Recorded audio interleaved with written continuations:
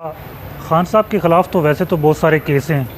उनमें कोई एहतिजाज का है, कोई वो अदालत क्यों आए, वो ज़मान पार क्यों गए, वो बनी गाला क्यों गए, उन्होंने अपने आइनी हकूक़ की बात क्यों की, उन्होंने किसी पे तनकीद क्यों की, इस बात पे भी उनके ख़िलाफ़ केसेस दर्ज हैं।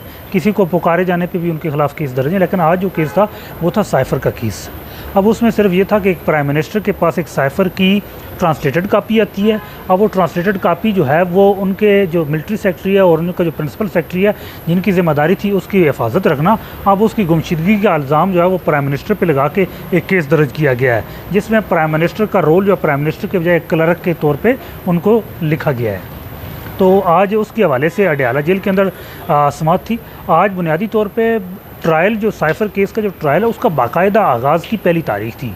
अब जो ट्रायल था उसमें आज चालान की कापियाँ दी जानी थी, उनको मुकदमे का रिकॉर्ड दिया जाना था, चट्ठा शहादत दिया जाना था और उसके बाद अगली जो तारीख होनी थी वो फ़र्द जुर्म के लिए मुकर्रर की जानी थी। लेकिन उसमें आज हमारा उसके ऊपर ये एतराज़ था, चूँकि ये इन कैमरा प्रोसीडिंग हो रही है और इसको हमने इस्लामाबाद हाई कोर्ट के अंदर चैलेंज किया हुआ है कि ये जो इन कैमरा प्रोसीडिंग है ये अनकॉन्स्टिट्यूशनल है और इलीगल है, और जो वज़ारत कानून का जो नोटिफिकेशन है वो उसके पास उसका अख्तियार नहीं है। अब उस पर इस्लामाबाद हाई कोर्ट ने फ़ैसला महफूज किया हुआ है, तो उसके फ़ैसला आने के और इस्लामाबाद हाई कोर्ट के फ़ैसले के एहतराम में और इस्लामाबाद हाई कोर्ट के एहतराम में तब तक इस ट्रायल को रोका जाए।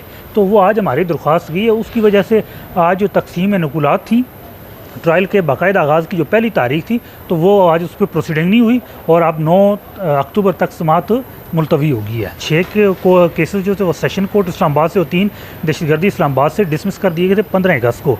उसमें नॉन प्रोसिक्यूशन की बुनियाद पे वो अदम पैरवी पे खारिज किए गए थे, चूँकि उस दिन जो खान साहब थे वो थे अटक जेल के अंदर, तो वहाँ से वो आ नहीं सके, तो उसकी अदम हाज़िरी की वजह से वो डिसमिस कर दिए गए थे। उसको हमने इस्लामाबाद हाई कोर्ट के अंदर इस बुनियाद पे चैलेंज किया था कि ये चीज़ें ये केसेस मेरिट पे डिसाइड होनी चाहिए, ना कि टेक्निकलिटीज़ की बुनियाद पे। चूँकि खान साहब उस दिन इट्सेल्फ खुद उनके पास ऐसी अख्तियार नहीं था कि वो वहाँ आ सकते, तो इस्लामाबाद हाई कोर्ट ने हमारा मौक़िफ़ तस्लीम किया और फ़ैसले में ये कहा है कि दो बेलें वो 15 अगस्त के स्टेटस पे बहाल की और साथ में ये कहा है कि उनके साथ जो एग्जाम्पशन थी वो भी बहाल कर दिया। अब उनको इस्तिस्ना भी वो दे दिया गया, हाज़िरी से भी वो भी है। और साथ में एक जो अहम नुक्ता है मैं उसकी तरफ तवज्जो दिला दूँ कि उसमें इस्लामाबाद हाई कोर्ट ने यह भी कहा है कि ट्रायल कोर्ट जो सेशन कोर्ट और दहशतगर्दी अदालतें वो फ़ैसला देते हुए इस चीज़ को सामने रखें कि इस इतने अरसे के दौरान खान साहब को किसी इनमें 9 मुकदमात में किसी में गिरफ़्तार नहीं किया गया।